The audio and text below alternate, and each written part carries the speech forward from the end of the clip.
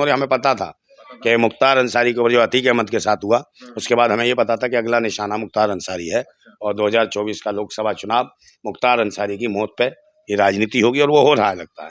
और इस पर निष्पक्ष कार्रवाई किससे कराई जाए जब शासन और सत्ता के लोग ही मिले हुए जब स्लो पॉइजन देंगे और जो 5 बार विधायक रहा जो व्यक्ति है उसको मार दिया गया। अगर अदालत है और अदालत अगर ये आरोपी थे या क्रिमिनल थे, जो भी थे, ये जेल के अंदर थे, जो भी इन्हें सजा देनी थी वो अदालत देती।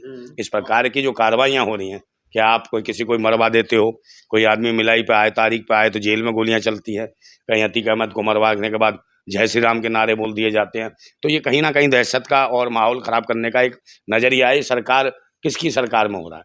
क्या सरकार इससे जानती नहीं कि ये हरकतें क्या हो रही हैं या कौन करवा रहा है? सरकार इसमें कहीं ना कहीं सम्मिलित है और प्रशासन भी सम्मिलित है।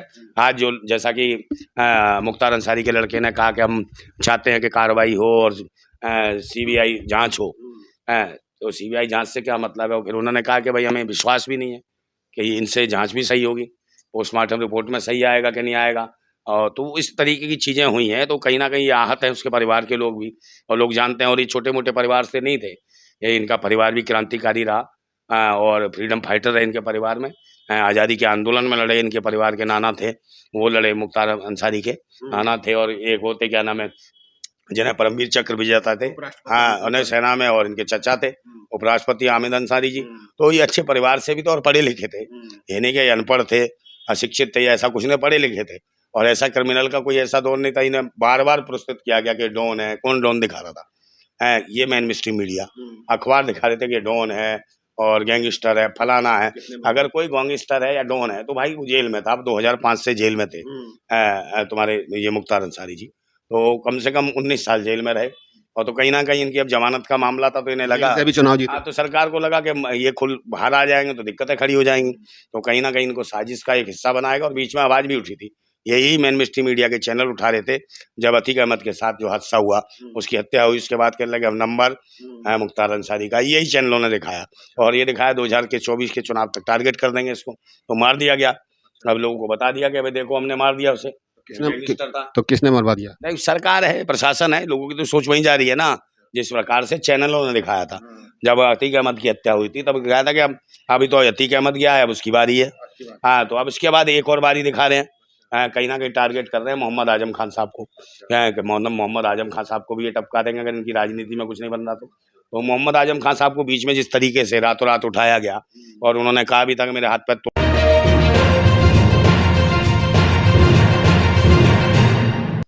दोस्तों नमस्कार, आज हमारे साथ नन्ना भाई राजपूत हैं। उनसे जानेंगे कि जो वर्तमान में अभी जो घटना हुई है, मुख्तार अंसारी की मौत हुई है, क्या उसका रहस्य है? मुख्तार अंसारी के साथ की मौत हुई है, वो कैसे, इस बारे में क्या कहेंगे? देखिए, ये एक सोची समझी साजिश के तहत हुआ है। मुख्तार अंसारी ने भी 19 तारीख को लास्ट टाइम में ये कहा था, और एक लेटर भी लिखा था, एक पत्र भी लिखा था कोर्ट को, एप्लीकेशन लिखी थी कि भाई मुझे स्लो पॉइजन दिया जा रहा है, मतलब धीमा जहर खाने के अंदर ये दिया जा रहा है। और उसका ये स्थिति हुई कि प्रशासन और शासन हरकत में आया और 2 कर्मचारी कहीं ना कहीं सस्पेंड किए सरकार ने। तो इसका मतलब है कि कहीं ना कहीं जहर दिया जा रहा था इनको, और उसके बाद इनको हॉस्पिटलाइज किया गया, हॉस्पिटल किया। और ये लोगों को पता भी चला कि कहीं मुख्तार अंसारी को जहर दिया गया है, ऐसी खबरें उड़ी। और ये सच्चाई है कि भाई जहर जैसी खबरें उड़ी। उसके बाद 2 दिन बाद बताया जाता है कि हार्ट अटैक से मौत हो गई मुख्तार अंसारी की। मगर ये जो सरकार जो है, हमें पहले से पता कि 2024 के दौरान ये कहीं ना कहीं किसी मुस्लिम नेता को टारगेट करेंगे। और हमें पता था कि मुख्तार अंसारी के ऊपर जो अतीक अहमद के साथ हुआ, उसके बाद हमें ये पता था कि अगला निशाना मुख्तार अंसारी है और 2024 का लोकसभा चुनाव मुख्तार अंसारी की मौत पे ये राजनीति होगी और वो हो रहा है लगता है।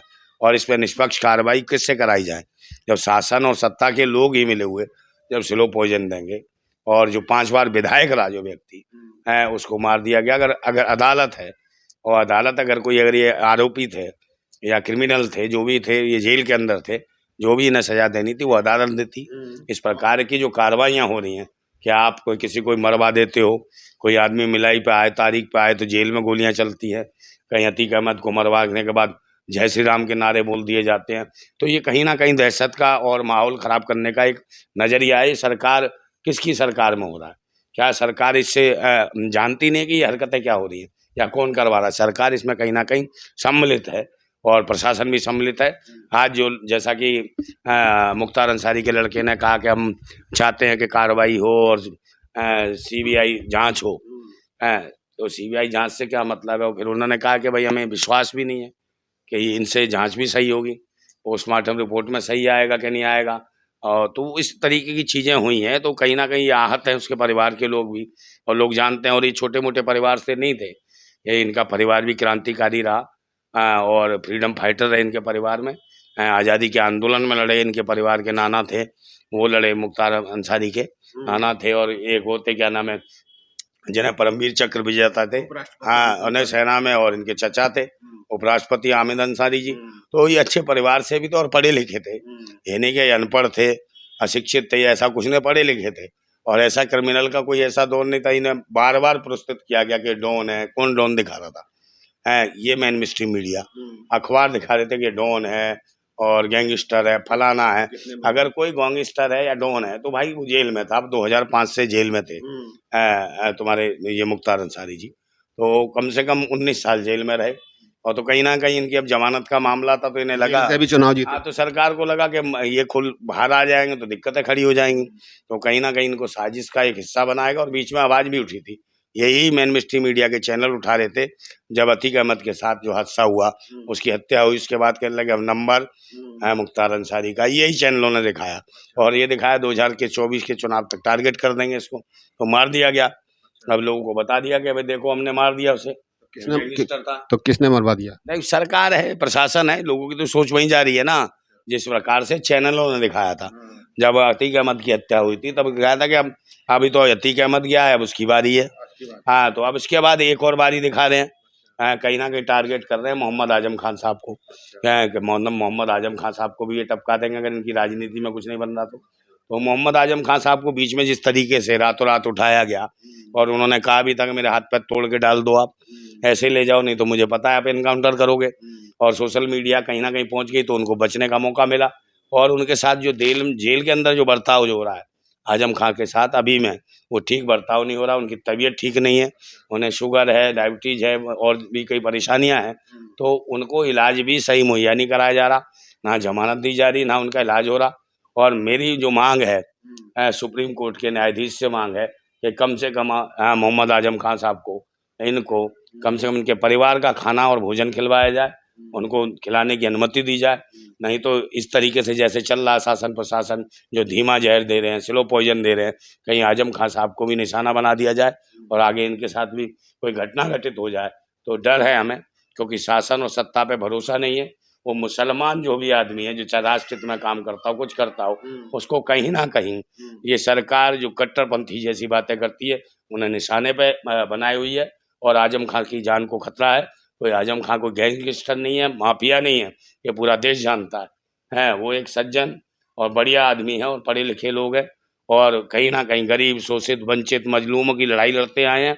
और उनके लिए उन्होंने जौहर और मोहम्मद अली जौहर यूनिवर्सिटी बनाई, ताकि उसमें गरीब, शोषित, वंचित और मजलूम लोग पढ़ सकें, और गरीब का बच्चा भी पढ़ सके, वो आगे बढ़ सके, वो भी डॉक्टर, इंजीनियर, और कहीं ना कहीं मार्क्स कॉम करके वो अच्छा पत्रकार बन सके।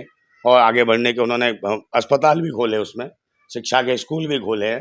तो उन्होंने शिक्षा पे तवज्जो दिया कि शिक्षा आगे बढ़े, शिक्षित होंगे हमारे समाज के लोग तो कहीं ना कहीं भारत की तरक्की होगी। जबकि ये लोग कट्टरवादी लोग हैं, कट्टरपंथी लोग हैं, कट्टरपंथी की राजनीति करना चाहते हैं। कुछ लोग हैं हिंदू मुस्लिम की राजनीति करना चाहते हैं, मंदिर मस्जिद की राजनीति करना चाहते हैं। मगर मोहम्मद आजम खान शुरू से बहन बेटियों की इज्जत की राजनीति कर रहे हैं, उनकी इज्जत बचाने की राजनीति करना चाहते हैं। और ये लोग हिंदू मुसलमान की बात करते हैं, मोहम्मद आजम खान साहब इंसान की बात करते हैं, इंसान को बचाने की बात करते हैं। यही वजह है कि मोहम्मद आजम खान को निशाने पर ले रही है सरकार, और वो चाहती है कहीं ना कहीं आजम खान के साथ भी एनकाउंटर, शूट काउंट कर दिया जाए, इनको भी निपटाया जाए और लोग अंदर जाया जाए कि ये बड़ी हिंदुओं की हितैषी है। मगर आप बेगुनाह को नहीं मार सकते किसी को भी। सरकार कहीं ना कहीं दुनिया की नज़रों में, पूरे देश की नज़रों में, जब इलेक्ट्रल बॉन्ड इनके खाते में गए हैं, इनकी सरकार पार्टी के खाते में गए हैं, 5 स्टार और 7 स्टार होटल जैसे खुले हुए हैं, तो इसके खिलाफ कौन आंदोलन करेगा? कोई नहीं करेगा। बस सरकार इनकी है, सत्ता इनकी है। आज इनकी नज़र में मुल्ला अरविंद केजरीवाल जेल में है, आज इनकी नज़र में मुल्ला जो है मनीष सिसोदिया जेल में है, तो आज इनकी नज़र में संजय सिंह मुल्ला वो जेल में है, सत्येंद्र जैन मुल्ला वो जेल में है, तो इनके लिए मुल्ला हैं।